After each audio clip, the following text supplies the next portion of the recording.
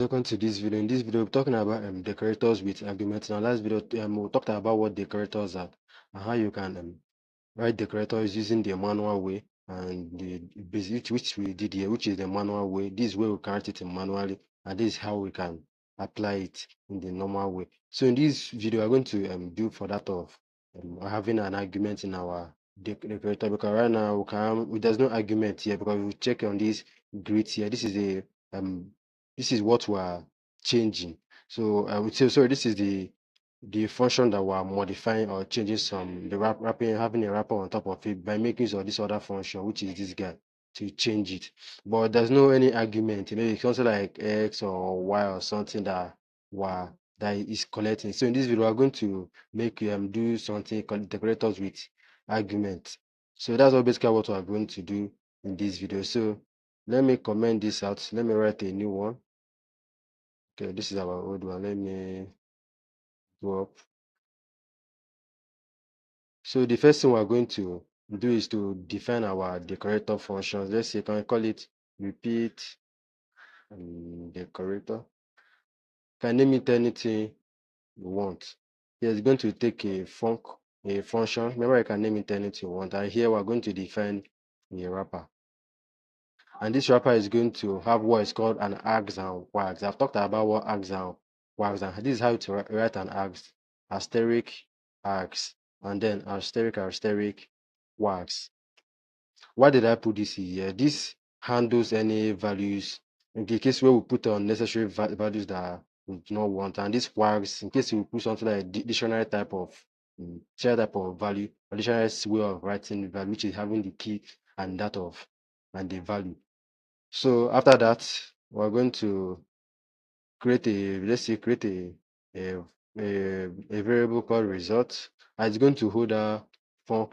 This func, remember this repeat decorator. Okay, what I do? This repeat decorator is going to modify a function.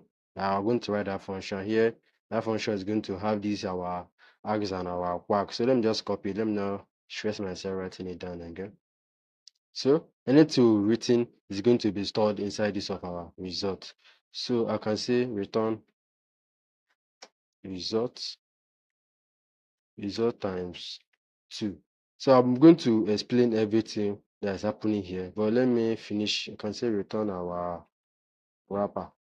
So what is actually happening here? I'm going to give this a decorator a function.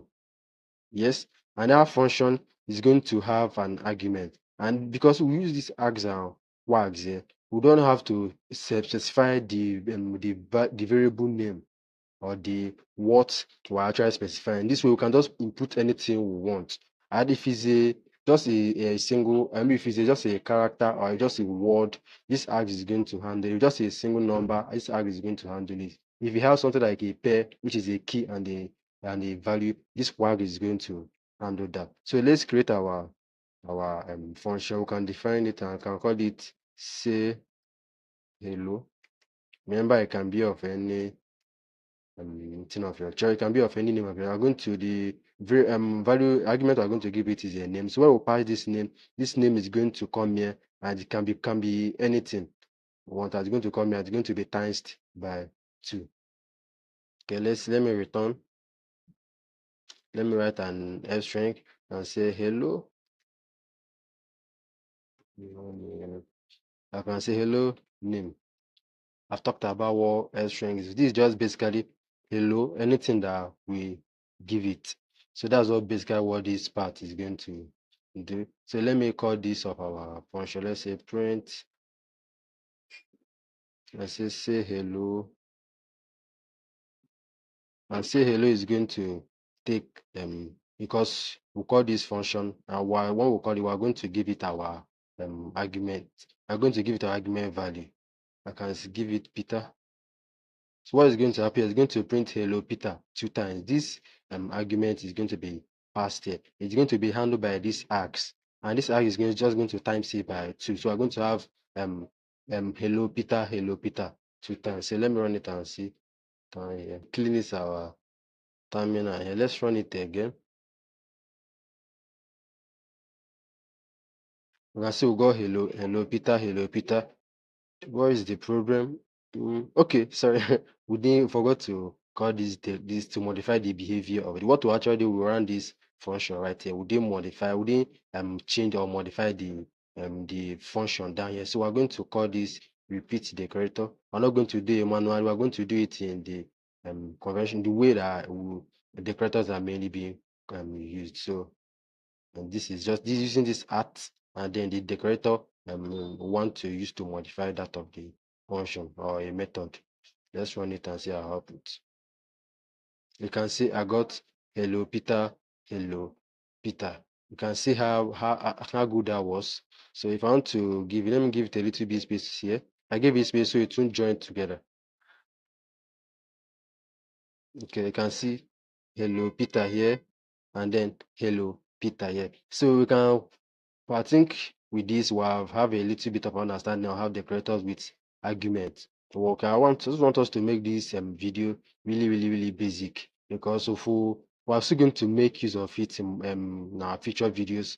Like what I said, decorator. We know that decorator is mainly used in scenarios where we want to do user authentication and a whole lot of other things. There are a whole lot of other ways decorators can be written. So in our next video on this decorator, we're going to do what is called chaining multiple decorators. So I think we'll stop here for now. In our next video, we're going to make these things a little bit advanced. So, but what you should know that it's just basically how decorators adding function argument on it work. So if you enjoy this video, please don't forget to hit the subscribe button. It won't charge you anymore, they collect anymore from your bag. So I'll be happy to see you in the next video. Thank you for watching.